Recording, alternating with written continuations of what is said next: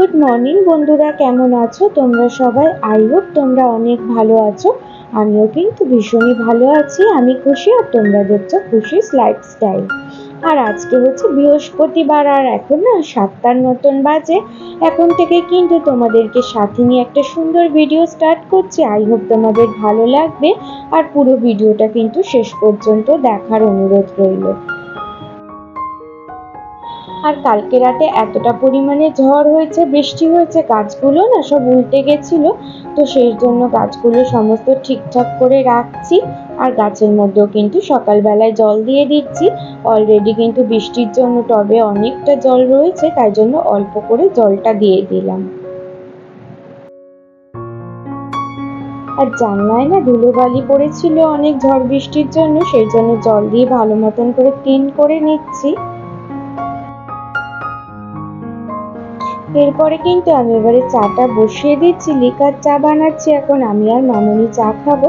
আর এদিকে কিন্তু মামুনি ভাতটাও বসিয়ে দিয়েছে, কারণ সৌম্য তো ভাত খেয়ে আবার অফিসে যাবে, সেই জন্য। আর এখন প্রথমে আমরা দুজনে চা খাবো, তারপরে কিন্তু সমস্ত কাজকর্মগুলো একে একে করে নেব।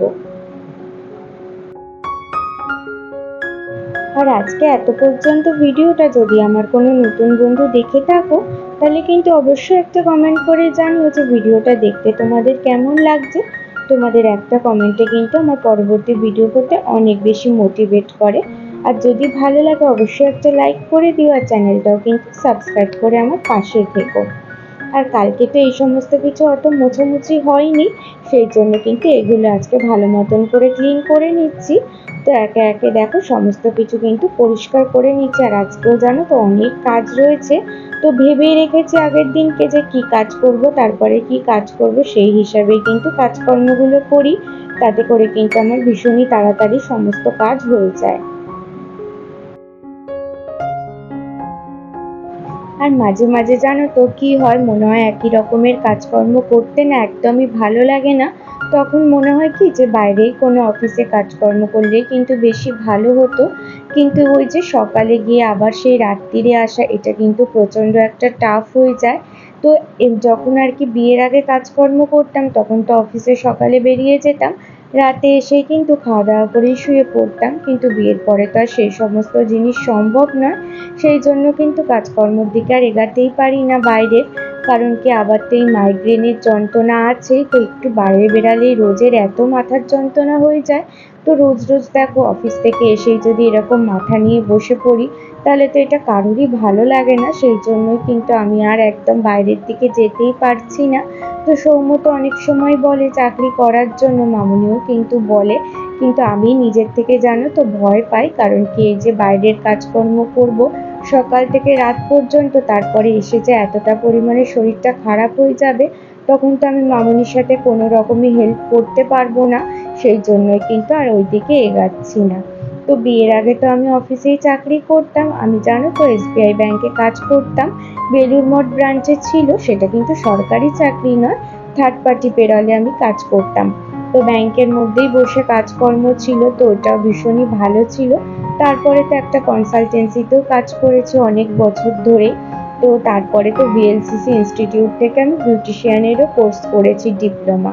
তো এখন আমার ওটাই ইচ্ছা আছে যে পরবর্তীকালে ওই বিউটি পার্লারে কোনোদিনও খুলবো, সেই বিউটিশিয়ানের আর কি কাজকর্মগুলো করবো। ওটাই না আমার ভীষণই একটা আলাদা এনার্জি কাজ করে। ওটা কিন্তু বলতে পারো আমার ভীষণ শখের একটা কাজ। আমি না ছোটোর থেকেই সবাইকে সাজাতে গোছাতে ভীষণই ভালোবাসি। সেই জন্য কিন্তু বাপি আমাকে 2-3 জায়গা থেকে বিউটিশিয়ানের কোর্স শিখিয়েছিল। তো আমার সমস্ত সার্টিফিকেটও রয়েছে। তো সব পরে আর কি সম্ভব হলে ওইটাই আমি করবো, তো এটাই ভেবে রেখেছি। তো এখন আপাতত আমি কিছু করছি না। তো বাড়িতে যখন কাস্টমার আসে তখনই কিন্তু সমস্ত কিছু করি তাদেরকে, না হলে কিন্তু আমি আর সেরকম কোনো রকমই কাজকর্ম করি না আর কি। তো দেখতেই পেলে ঘরের কিন্তু সমস্ত কিছু ফার্নিচার আমার পরিষ্কার করা হয়ে গেছে। এরপর আমি ড্রয়িং রুমেরও কিন্তু কিছু সমস্ত ফার্নিচার আর কি পরিষ্কার করে নিয়েছি। এরপরে না মামুনির ঘরে এসেছি, মামুনির ঘরটাও ভালো মতন করে ক্লিন করে নেব। আর বিছানার চাদরটাও কিন্তু আজকে পাল্টে নেব। তো চলো কাজকর্ম করতে করতে মিষ্টি মিষ্টি তোমাদের কিছু কমেন্টের আমি রিপ্লাই করে দিই। আমিনা দিদিভাই আমাকে কমেন্ট করেছে, খুব সুন্দর লাগলো ভিডিওটা। থ্যাংক ইউ দিদিভাই, যে আমার ভিডিওটা তোমার এতটা ভালো লেগেছে। এইভাবে কিন্তু আমায় সাপোর্ট করে যাও আর আমার পাশে থেকো। শরীফা দিদিভাই কমেন্ট করেছে, আসসালামু আলাইকুম আপু, ভিডিওটা দেখে নিলাম আর শেয়ার করার জন্য অনেক অনেক ধন্যবাদ। তো থ্যাংক ইউ দিদিভাই, যে আমার ভিডিওটা ভালো লেগেছে তোমরা কিন্তু এরকমই আমার পাশে থেকো আর পুরো ভিডিওটা কিন্তু রোজ দেখো, তাহলে কিন্তু আমার খুব ভালো লাগবে আর এরকম সুন্দর সুন্দর ভালো ভালো আর কি কমেন্ট করো। তো দেখতেই পেলে এর মধ্যে কিন্তু সমস্ত ঘরটা ক্লিন করে নিয়েছি, তারপরে কিন্তু বিছানার চাদরটাও বদলে নিয়েছি। এরপরে কিন্তু এবারে ঝাড় দিয়ে নেব আর ঘরটাও কিন্তু তাড়াতাড়ি করে মুছে নেব। আর আজকে তো বৃহস্পতিবার, আবার পুজো দেওয়ারও ব্যাপার আছে, অনেকক্ষণ সময় লাগে, সেই কারণে কিন্তু তাড়াতাড়ি কাজকর্মগুলো করে নিচ্ছি। দিদিভাই আমাকে কমেন্ট করেছে, খুব ভালো লাগে তোর কথাগুলো, তুইও কিন্তু সৌম্যর পাশে সবসময় থাকবি, তোরা দুটিতে সবসময় ভালো থাকিস। অনেক ধন্যবাদ দিদিভাই, আর তুমি কিন্তু আশীর্বাদ করো যেন আমরা সবসময় এরকমই একসাথে থাকতে পারি আর এইরকমই কিন্তু হাসি খুশিও থাকতে পারি, এটা কিন্তু তোমরাই আশীর্বাদ করলে সম্ভব হবে। তো অবশ্যই কিন্তু তোমরা আমার পাশে থেকো আর আমাকে কিন্তু অবশ্যই সাপোর্ট করো। আরও বলেছে যে আমার শ্বশুরমশাইও কিন্তু আমার বরের বয়স যখন 22 বছর তখন মারা যান, আর আমি জানি কতটা কষ্ট করতে হয়। তো তুমি এটা ফেস করেছো, তাই জন্যই তুমি কিন্তু জানো। তো যারা যারা এই সমস্ত জিনিসগুলো দেখে বা ফেস করে তারাই কিন্তু বুঝতে পারে। বাইরের কিন্তু অনেক লোকজনই বলে যে টাকা পয়সা কম আছে বা কিছু, কিন্তু যারা এরকম স্ট্রাগল করে তারাই জানে যে কতটা পরিমাণে কষ্ট হয়। তো বৃহস্পতিবারের পুজোটাও কিন্তু দেওয়া কমপ্লিট হয়ে গেছে, তোমরা তো দেখতেই পেলে। আর বাইরে কি পরিমাণ বৃষ্টি হলো, তো এই যে দেখো রাস্তাতেও কিন্তু জল দাঁড়িয়ে গেছে আর মাঠের অবস্থাটা কিন্তু ভীষণই খারাপ হয়ে গেছে, অনেক জল কাদায় ভর্তি হয়ে গেছে, সেই জন্য কিন্তু বাচ্চারাও আর খেলতে আসতে পারে না। তো ক্যারাটেও শেখায়, সেগুলোও কিন্তু আর এখন হচ্ছে না। আর পাখিটা দেখতে পাচ্ছ বৃষ্টিতে কিরকম ভিজছে বসে বসে। তো আমার তো জানলা দিয়ে এই সমস্ত দৃশ্য আর কি দেখতে ভীষণই ভালো লাগে আর সময়টাও কিন্তু সুন্দরভাবে কেটে যায়। তো লোকজনও অনেকই কম রয়েছে আর হালকা কিন্তু ঝিরিঝিরি এখনো বৃষ্টি পড়েই যাচ্ছে। তো কয়েকজনই রাস্তাতে লোকজন আর কি ঘুরছে। তো চলো কি কি রান্না হয়েছে তোমাদেরকে আজকে দেখিয়ে দিই। ভাত হয়েছে, তারপরে এঁচোড় চিংড়ি হয়েছে, ঠাকুমাদের ওই পুরনো বাড়িতে না এঁচোড়ের গাছ আছে, তো অনেক সময় এঁচোড় পাঠায়, আমাদের এঁচোড় খেয়ে খেয়ে না আর ভালো লাগছে না জানো তো। তো যাই হোক, এই যে পেঁয়াজি রান্না হয়েছে আর উচ্ছে বেগুন দিয়ে কিন্তু ভাজা হয়েছে।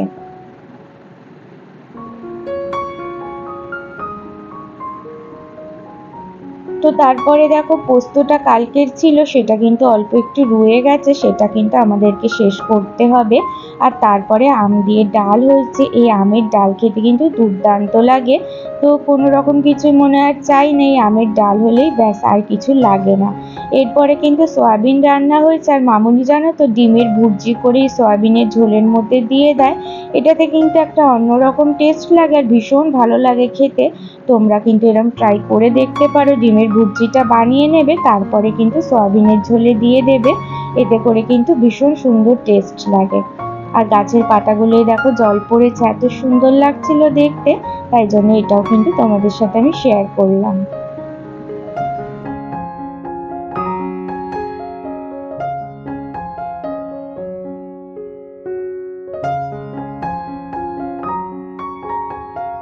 আবারও চলে এলাম সন্ধেবেলাতে, আর এখন না ওই 7টার মতন বাজে, সন্ধে ঠিক নয়। তো চাটা খাওয়া আমাদের হয়ে গেছে, তারপরে কিন্তু আটাটাও মেখে নিচ্ছে, কারণ কি ঠাকুমার রুটি দিতে হবে 8টার সময়তে। তো মেখে না রেডি করে রেখে দিচ্ছি, তো রুটি যখন বানাবো তাড়াতাড়ি আর কি হয়ে যাবে। তো রাত্রিরেও কিন্তু সৌম্য রুটি খাবে, মামুনিও হয়তো রুটি খাবে, সেই জন্য কিন্তু আটাটা একেবারে মেখে নিলাম। তো এই তাড়াতাড়ি করে আটাটা মেখে নিলে না দেখবে একটুখানি যদি চাপা দিয়ে রেখে দেওয়া হয় তাহলে এত সফট হয় রুটিগুলো খেতে, তাহলে কিন্তু ভীষণ ভালো লাগে, সেই জন্য আটাটা মেখে খানিকক্ষণ কিন্তু রেখে দিই। তো এই যে দেখো কথা বলতে বলতে আটা মাখাও কিন্তু আমার কমপ্লিট হয়ে গেছে। এরপরে জানো তো অনেক কুর্তি রয়েছে যেগুলো কিন্তু মোড়া হয়নি, আর কি জানি সেলাই মেশিনে কিন্তু মুড়লে আমার এত টাইট হয়ে যায় বা এক এক সময় এতটা ঢিলে হয়, আমার না ঠিক পছন্দ হয় না, তাতে করে কিন্তু আবার কুর্তিগুলো আমার সেলাই খুলতেই হয়। সেই জন্য কিন্তু আমি আর দিইনি মেশিনে, আমি কিন্তু হাতেই এবারে সেলাই করে নিচ্ছি। আর কানে কিন্তু হেডফোন দিয়ে এবারে গান শুনতে শুনতে কাজকর্মগুলো করছি। আমার কিন্তু খুব ভালো লাগে গান শুনতে, তো এই গান শুনতে শুনতে সেলাইটা করছি। তাতে করে কিন্তু আলাদাই একটা এনার্জি লাগছে আর ভালোও লাগছে। তার আগে কিন্তু দিদিও ফোন করেছিল, দিদির সাথেও কথা বলতে বলতে একটা কুর্তি আমার মোড়াই হয়ে গিয়েছিল। তো এই যে এরপরে কিন্তু এই কাজগুলো করে নিচ্ছি। আর মাথা যন্ত্রণা করে করে জানো তো সেলাইটা করাই হয় না। যখনই সেলাই করতে বসি এত মাথা ধরে যায়, সেই জন্য কিন্তু একদম রোজ করতে পারি না। আজকে তো একটা বা দুটো এরকম ইচ্ছা গেল করার জন্য, করলাম। এখনো 2-3টে কিন্তু রয়েছে, সেটা কিন্তু আর একদিনে করলাম না, এটা আবার কাল পরশু করে সময় হলে করে নেব। এরপরে জানো তো সৌম্যর জন্য 3টে রুটি বানিয়ে নিচ্ছি। মামনি বলল রাতে ভাতই খাবে, সেই জন্য কিন্তু ওর জন্যই খালি 3টে রুটি বানালেই হয়ে যাবে।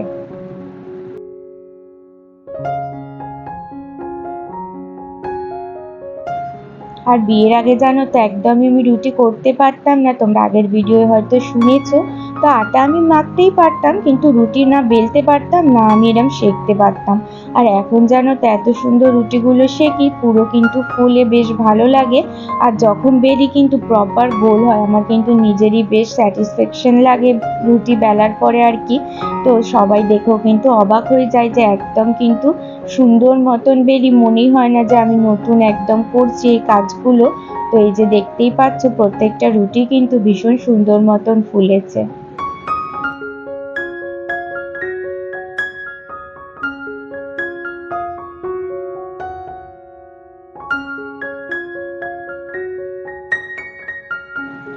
এরপরে 4টে ডিম সিদ্ধ দিয়ে দিয়েছিলাম, এই ডিমগুলো কিন্তু ছাড়িয়ে নেব, রাতে কিন্তু ডিম সিদ্ধ খাওয়া হবে। তো সৌম্য বাড়িতে রাত্রিরেই কিন্তু খাওয়া দাওয়া করে, সেই জন্য রাতেই বেশিরভাগটা আমাদের ডিম সিদ্ধ দেয়। তো আমরা 4জনে কিন্তু একসাথে এটা খাই। তো এই যে দেখতেই পাচ্ছ ডিমগুলো একে একে ছাড়িয়ে নিচ্ছি। আর আজকের ভিডিওটা যদি তোমাদের একটুও ভালো লেগে থাকে তাহলে কিন্তু অবশ্যই একটা লাইক করো আর একটা কমেন্ট করো, আর তোমাদের কেমন লাগলো কমেন্টের মাধ্যমে জানিও। আর যদি ভালো লাগে চ্যানেলটা কিন্তু সাবস্ক্রাইব করে পাশে থেকো, আর পাশের বেল আইকনটা প্রেস করে দিও, তাহলে ভিডিও দিলেই তোমাদের কাছে চলে যাবে। আর আজকে কিন্তু এখানেই শেষ করলাম, সবাই কিন্তু অনেক ভালো থেকো আর সুস্থ থেকো। আবারও আসবো কালকে, টাটা।